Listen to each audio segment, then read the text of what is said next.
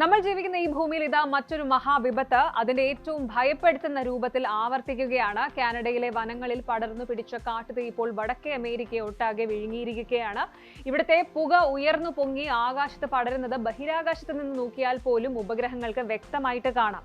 ഏറ്റവും പുതിയ റിപ്പോർട്ടുകൾ പ്രകാരം കാനഡയിൽ മാത്രം ഇപ്പോൾ 950-ലധികം സജീവമായിട്ടുള്ള കാട്ടുതീയാണ് ആളി പടരുന്നത്. അതിൽ 240-ലധികം തീയും കൺട്രോൾ ചെയ്യാൻ പോലും പറ്റാത്ത അവസ്ഥയിലാണ്.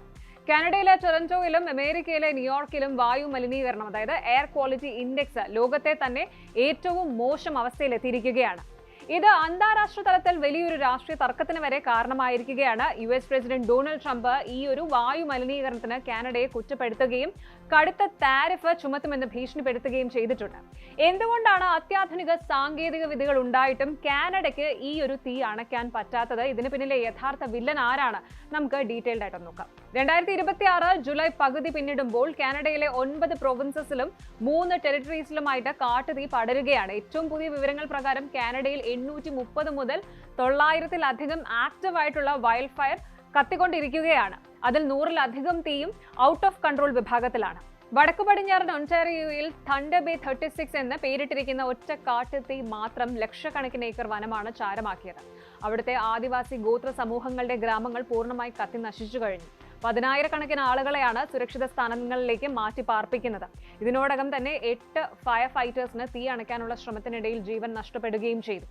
ഈ കാട്ടുതീയിൽ നിന്നും പുറപ്പെടുന്ന പുക കിലോമീറ്ററുകൾ സഞ്ചരിച്ച് അമേരിക്കയിലെ വാഷിംഗ്ടൺ DC, മിഷിഗൻ, ഒഹായോ എന്നീ സംസ്ഥാനങ്ങളെ കടുത്ത ശ്വാസകോശ ഭീഷണിയിലാക്കിയിരിക്കുകയാണ്.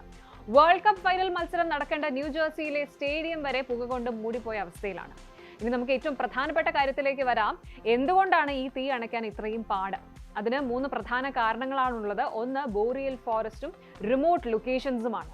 കാനഡയിലെ കാടുകൾ ഭൂരിഭാഗവും വടക്കൻ മേഖലയിലെ ബോറിയൽ കാടുകളാണ്. ഇവിടേക്ക് റേഡാറുകളോ മനുഷ്യർക്ക് എത്തിപ്പെടാൻ പറ്റുന്ന വഴികളോ ഇല്ല. തീപിടുത്തം ഉണ്ടാകുന്ന ഭൂരിഭാഗം സ്ഥലങ്ങളിലും ഫയർഫോഴ്സിന് വണ്ടി ഓടിച്ചു പോകാൻ പറ്റില്ല. ഹെലികോപ്റ്ററുകളും വാട്ടർ ബോംബറുകളും മാത്രമാണ് ഏക ആശ്രയം എന്ന് പറയുന്നത്. അതുപോലെ ശക്തമായ കാറ്റ് തീയെ മണിക്കൂറുകൾക്കുള്ളിൽ കിലോമീറ്ററുകൾ അകലെ വരെ പടർത്തുന്നുണ്ട്. ഇനി സോംബി ഫയർസ്, അതായത് ചാമ്പലിൽ ഒളിഞ്ഞിരിക്കുന്ന തീ. ഇത് വളരെ വിചിത്രമായ ഒരു പ്രതിഭാസമാണ്. മുകളിൽ കാണുന്ന തീ അണഞ്ഞാലും കാനഡയിലെ മണ്ണിലുള്ള കട്ടിയുള്ള ജൈവാംശം, അതായത് പീറ്റ്, ഉള്ളിൽ കത്തുന്നുണ്ടാകും. മണ്ണിനടിയിലെ ഈ തീ ആഴ്ചകളോ മാസങ്ങളോ പുകഞ്ഞു കിടക്കും. ശീതകാലത്തെ മഞ്ഞിനടിയിൽ പോലും ഇത് ആക്റ്റീവ് ആയിരിക്കാം. പിന്നീട് വേനൽക്കാലത്ത് കടുത്ത ചൂടുണ്ടാകുമ്പോൾ ഇത് വീണ്ടും മുകളിലേക്ക് ആളിപ്പടരും. ഇനി മൂന്നാമത്തെ കാരണം ലൈറ്റ്നിങ്ങും അതുപോലെ ഹ്യൂമൻ സ്റ്റാഫ് ഷോർട്ടേജുമുണ്ട്. ഭൂരിഭാഗം തീപിടുത്തങ്ങളും ഉണ്ടാകുന്നത് ഇടിമിന്നൽ മൂലമാണ്. ഒരേ സമയം 100-കണക്കിന് സ്ഥലങ്ങളിൽ മിന്നലിലൂടെ തീപിടിക്കുമ്പോൾ അതിനെ എല്ലാം നേരിടാനുള്ള ആൾബലം കാനഡയിലെ വൈൽഡ് ഫയർ സർവീസസിന് ഇല്ല എന്നതാണ് സത്യം. കൂടാതെ കാനഡയുടെ വലുപ്പവുമായി നോക്കുമ്പോൾ അവരുടെ ഫയർ ഫൈറ്റിംഗ് ടീം വളരെ ചെറുതാണ്. ഇനി ഈ തീയുടെ ഏറ്റവും വലിയ പ്രശ്നം തീ മാത്രമല്ല, പുകയുമുണ്ട്. ഈ പുക 1000-കണക്കിന് കിലോമീറ്റർ സഞ്ചരിച്ച് അമേരിക്കയിലെ മിഡ് വെസ്റ്റ്, നോർത്ത് ഈസ്റ്റ് മേഖലകളിലേക്ക് എത്തിയിട്ടുണ്ട്. എയർ ക്വാളിറ്റി അലേർട്ട്സ് പ്രഖ്യാപിച്ച നഗരങ്ങളിൽ ചിലത് Chicago, Detroit, Minneapolis, Toronto, Montreal, Jacksonville, Illinois region.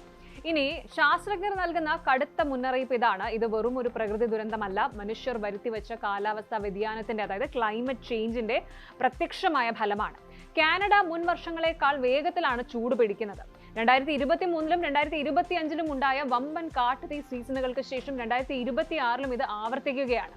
ഈ കാട്ടുതീയുടെ പുകയിൽ അടങ്ങിയിരിക്കുന്ന PM 2.5 ഫൈൻ പാർട്ടിക്കുലേറ്റ് മാറ്റർ എന്ന സൂക്ഷ്മ കണികകൾ മനുഷ്യന്റെ ശ്വാസകോശത്തെ മാത്രമല്ല ഹൃദയത്തെയും അതുപോലെ ബ്രെയിനെയും കടുത്ത രീതിയിൽ ബാധിക്കും. ടൊറന്റോയിലെ ആശുപത്രികളിൽ ശ്വാസമുട്ടലും നെഞ്ചുവേദനയുമായി എത്തുന്ന രോഗികളുടെ എണ്ണം കുത്തനെ കൂടിയിരിക്കുകയാണ്. ഗർഭിണികൾ, കുട്ടികൾ, പ്രായമായവർ എന്നിവർ പുറത്തിറങ്ങരുത് എന്നും അടിയന്തര സാഹചര്യങ്ങളിൽ N95 മാസ്ക് ധരിക്കണമെന്നും ന്യൂയോർക്ക് ടൈംസ് റിപ്പോർട്ടിൽ വിദഗ്ധർ ഉപദേശിക്കുന്നുണ്ട്. ഇത് കാനഡയുടെ ചരിത്രത്തിലെ ഏറ്റവും വലിയ വൈൽഡ് ഫയർ ഡിസാസ്റ്റർ ആയിട്ട് കണക്കാക്കപ്പെടുന്നു. 2026-ലെ സീസൺ ഇനിയും മോശമാകുമോ എന്ന ആശങ്കയാണ് ഇപ്പോൾ ഉയരുന്നത്. പ്രകൃതി അതിന്റെ ശക്തി കാണിച്ചു തുടങ്ങുമ്പോൾ മനുഷ്യന്റെ അതിരുകളും അതിർത്തികളും ഒന്നും അതിന് തടസ്സമല്ല എന്നതിന്റെ തെളിവാണ് കാനഡയിൽ നിന്ന് അമേരിക്കയിലേക്ക് പടരുന്ന ഈ ഒരു വിഷപ്പുക. രാഷ്ട്രീയ നേതാക്കൾ ഇതിന്റെ പേരിൽ പരസ്പരം കുറ്റപ്പെടുത്തുമ്പോൾ ഭൂമിയുടെ ശ്വാസകോശമായ വനങ്ങൾ ഇല്ലാതാവുകയാണ്. വരും ദിവസങ്ങളിൽ ഉണ്ടാകാൻ പോകുന്ന ഇടിമിന്നലോടുകൂടിയ മഴ ഇതിനൊരു ആശ്വാസമാകുമോ എന്ന് നമ്മൾ കണ്ടറിയേണ്ടിയിരിക്കുന്നു.